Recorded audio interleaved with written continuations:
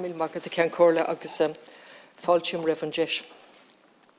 Písa concha dhéanamh son na reachtaíochta seo nó an bhile seo, agus just í dús spára ba watlam a chur in úl ditse cean córa nach bhfuil le an ghilge ar fáil. Tá sé har a bheith deachar a phlé trí ghilge gan an bile a bheith trí ghilge chuir me ceist efik an ara agus níl tíar fáil fós agus níl is hágan cén fá, but is banan sé sin le ceist níos cin ar alta ó híh bileide. Ach tá sé tiltte ag daoine le gweilge ó gúchas agus gweilge mar teanga commerceáide go méid le an gweilge den bhile acu. Comat le sin, etníam go bhfuil dul chun cin déanta agus don céadú riamh go bhfuil sé leige síos in san bile seo go maith ceart ua eibreach ag gat duine a bhhainean an písa reachtaíoch seo leis le haid ólas bunúsach. Ach tá sé docreide go bhfuil gá le písa reachtaíocht chun cearta a thuirt do duine atá uachtaithe fáil sunry persanta agus ní léon gá le reachtaíocht maidir lumsa. So, Minister, I welcome the fact, first of all, I deplore the fact that there's no Irish version available. We've gone beyond excuses. I don't blame you personally, Minister, but this is a continuous, everyday occurrence in relation to bills. We don't have any Irish version. It's extraordinary. In Europe, bills are handed out, whatever piece of legislation, automatically in the Irish language, and we can't do that in the national parliament. That's the first thing. And the second thing, I welcome the piece of legislation, and I acknowledge the work that you have done to bring it this far, and you kept your word and you said you would bring this bill before the Dáil, and I want to acknowledge that and I appreciate that. Your word is groundbreaking legislation. Yes, it is, really, and I'm going to go around in circles and come back again to the legislation in relation to why it's groundbreaking. Am I satisfied with the legislation? No. I'm not, because we haven't quite got there. We haven't quite broken the chains of the patriarchy that tell us that they know best, and they know best how to protect a mother, and they know best how to protect somebody who gave up for one reason or another, was forced to give up their child for adoption, that we need to protect them in some way, as opposed to giving them maximum information and letting them make up their own mind, and equally the child that was adopted that has grown up. So we're still holding on to the chains, a little bit weakened, but still there, of patriarchy telling us what's best for us. And to understand, I welcome the progress made in the bill, actually, in relation to this schedule. I'm not sure why a schedule was necessary, because I would have thought every entity that had children in there with their mothers or without their mothers, in whatever circumstances, would come within the ambit of the bill. But I do welcome that you've extended, you will have the provision to extend the schedule of the organisations affected. I do welcome that. I welcome the change in language as well, that would drop the idiotic, terrible distinction between birth mothers and adoptive mothers. I welcome that. I welcome other matters in the bill as well. It's a very extensive bill. It has 59 pages, 10 parts, which you're very familiar with, and 66 sections. So I'd be telling an untruth if I said I have gone into it in detail. I've done my best. I wasn't on the committee. I'll come back to the committee in a minute, but I've done my best to understand and to be fair in relation to the progress being made, but still that we're operating within a framework where they know best, as opposed to parity of respect and equality. We haven't got there yet. And so in relation to the bill arises from so many things, Minister, and you inherited this. You inherited all of this. But that's why you became a minister, and within that you're operating. So where did this bill come from? Well, we'll take the latest, the Commission of Inquiry. And the Commission of Inquiry, and I have been critical of the Commission of Inquiry, quite critical, I hope constructively. I recognised at every time I spoke of the enormous work that was done within the various chapters of that Commission of Inquiry report. But the actual executive summary, which is the main part that everybody reads, is written in a very sloppy manner, and I've said this, and I won't waste my time today again on it, but it's there. It's still, the work on the various sections are very good and are useful for the future. Now, they recognised that This was one of the clearest things they said in their recommendations. Now, the recommendations are all mixed up, which doesn't make for easy reading either. They have recommendations, conclusions and opinions all put in together, which doesn't make for very easy reading. So, but they do set out clearly that it's a fundamental right. A person's right to his or her identity is an important human right and should only be denied in very exceptional circumstances. The Commission considers that there should be a right, even though it is acutely conscious of the concerns of some birth mothers about this, and so on. So it's one of their clearest recommendations, and they clearly recognise that there is a right. Where did this report come from, the Commission of Investigation? I think it's worth using my time to go back always, because, you know, our memories are becoming dimmed, and we're so under media pressure to react all of the time as opposed to read and consider. And it really is important to consider where this came from. And the Commission acknowledges that the work of Catherine Connolly was a catalyst. That much respect is shown. During the Christmas, I had the privilege of reading a number of books while I was isolating for lots of reasons. And one of them was Catherine Connolly's book. And I read that, and I recommend it for everyone to read it. And amongst many issues, what jumped out is what Catherine Connolly went through, even up to very recently, when she was in the County Council buildings doing research in relation to finding the actual records or noting the absence of records in relation to the burials of babies, 796 names. And she was actually supervised in the County Council's office, and the door was locked, and an official sat with her, and she outlines this in her book amongst any other issues. And as you know, she's not given to any sort of exaggeration. Indeed, I would call her the personification of an understatement in the way she has proceeded. And it really is worth reading her book in relation to an ordinary woman doing extraordinary things in a manner that's an example to us all.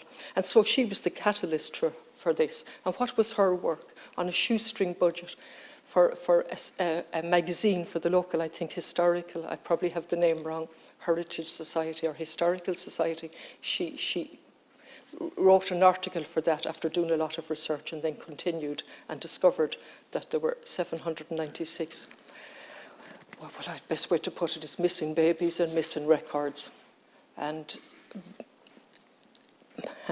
bodies of infants and babies found in what appears to be sewage containers or containers for sewage, and we know all of that. So that eventually led to this. And then if we put this in perspective, which I'll come back to, we had 8 interim reports along with this report, some of which were published, some of which weren't published. The last one was published along with this report, or you probably did your best there to get it published. But what was never explained was why there was a delay. So I'm talking about trust here, and when we come back to the bill, again, there's a huge issue in relation to trust, because we're not trusting people who come forward to seek information. We're setting up an information session, and we're actually dissembling here. We're being a bit, I wouldn't say a bit, we're being disingenuous. We're saying it's not mandatory, but it's a requirement. So we'll come back to that in a minute, because trust is huge in all of this process, as you well know. And so when we look at this report, and there were many times that one could easily have lost trust in the process, particularly when the end result was published. There was lots of extensions of times and so on. And then this report was with the government since October 2020. Remember that now? October 2020, not published. It was finally published in January.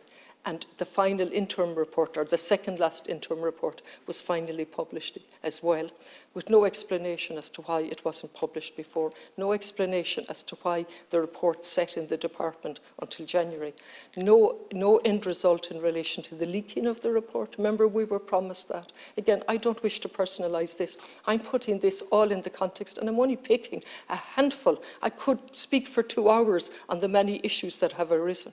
But when the government announces a leak, an investigation into a leak, and then nothing happens, then we question why there's such a distance between the people on the ground and politicians. And we increase that distance at our peril, because democracy is all we have. And whether I agree with you or you agree with me, the important thing is that I can have trust and disagree with you and know what we're disagreeing with. That's vital for people who are watching and looking at democracy. I deplore what has gone on in social media in relation to politicians and insulting them and abusing them. I've no time for that. But if we make language meaningless, as has been done repeatedly, and an investigation into the leak, and then the leak, there's no conclusion. And when the Taoiseach of the country participates in the interview consequent on that leak, the interview in this Independent on the Sunday, when he's part of that, and we have to have trust, very difficult. And then we had the whole debacle over the tape recordings and so on and so on. I'm sort of watching my time carefully to come back to the substance. So all of that's happened. Then we set up, we learn, well, although the department, in my opinion, knew for a very long time about illegal adoptions and illegal birth certificates. I mentioned Mike Malott, whose book was published in 1997. I mentioned the journalist O'Farrell with the Examiner, and so on, and many other people who strove to bring this information out into the open. Many times I've referred to these memorandum, which were absolutely, if I had more time I'd come back to them, but they're there. The department was fully aware. This was in the context of the McAleese report and so on. They were fully aware. So then we come forward, and the St. Patrick's Guild and TUSLA suddenly discover there are a number of irregularities, and we set up another report. I'll rephrase that because I see you cringing a little bit. TUSLA make us aware that there are a number of irregularities in over 100 records. And so another report is set up, this time by a woman from Northern Ireland. I specifically don't mention her name because I understand that when the report was published, she was unhappy with some issues and that she asked for her name to be removed from the report. If I'm wrong, correct me, and I'll be the first to put my hand up and apologise.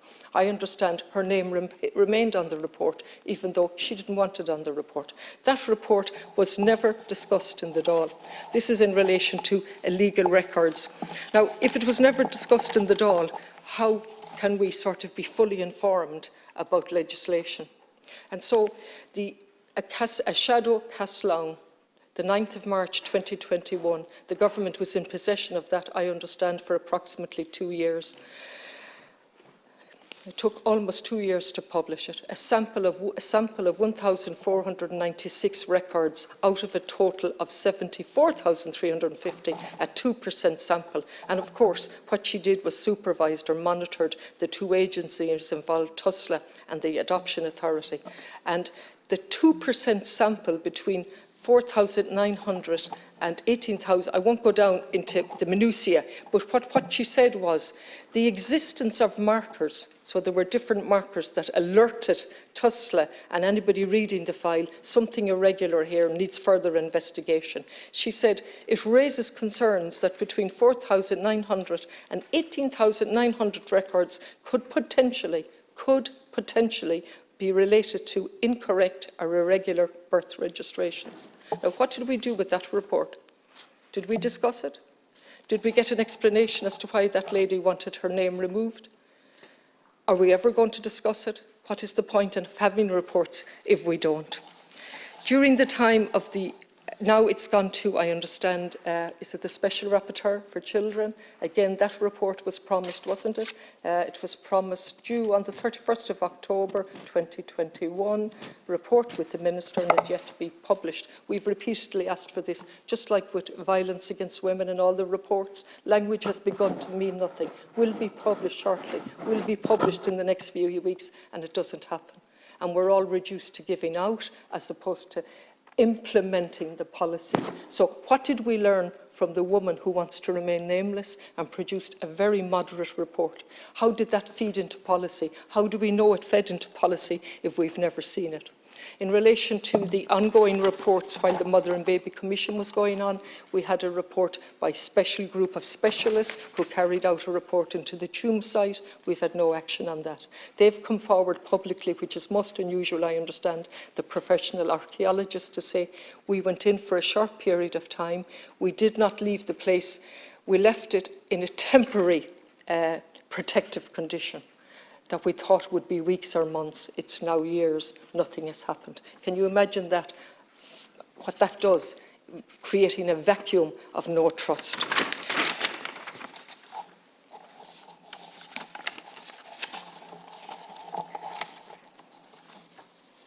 You quite correctly set out the background in your speech, and I welcome your detailed speech. From the 1952 Adoption Act forward, it became operational in 53. It was passed through the Dáil in 52, and it was clearly a closed-loop system designed to tell us what was best in terms of what was best for a child. Indeed, the regulatory impact analysis carried out for this bill tells us, interestingly, in a nutshell, there is currently no legislation governing the release of birth information to adopted persons and others who are seeking to know their origins, and they go on.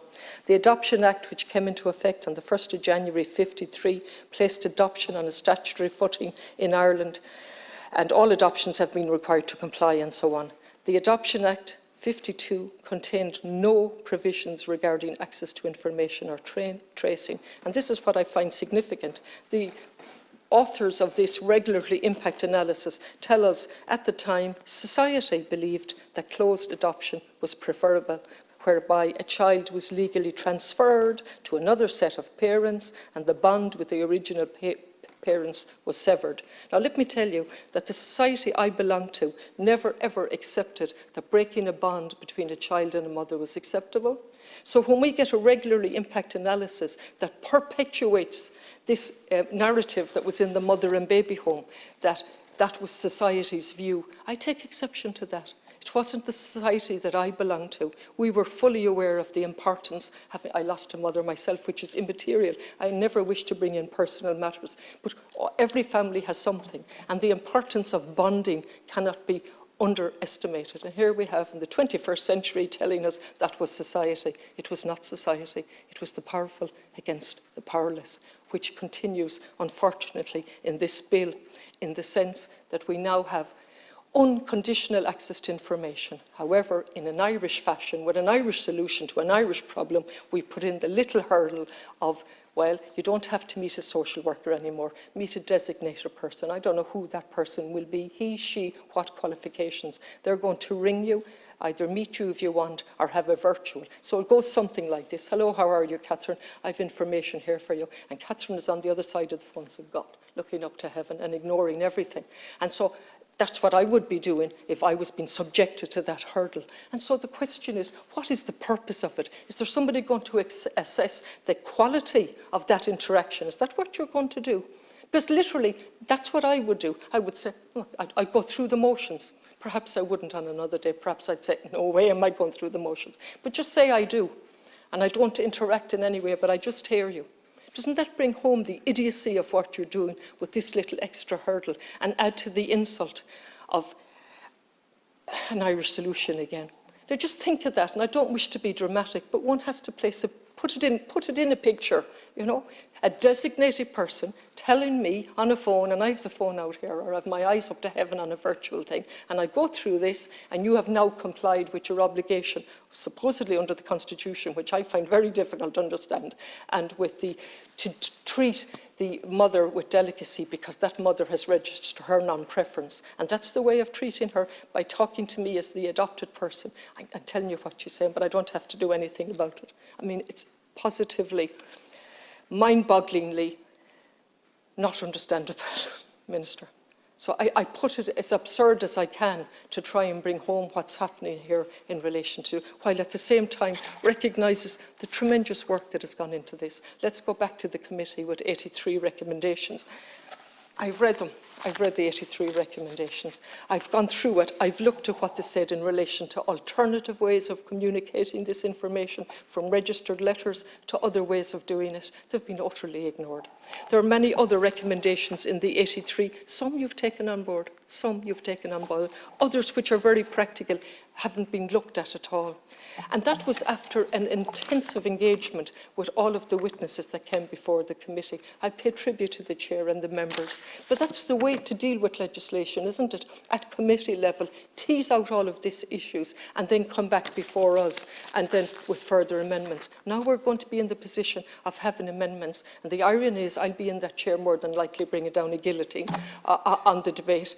And that's not a way to deal with this, certainly not after our history, certainly not as a woman and a female TD and a mother. This is no way.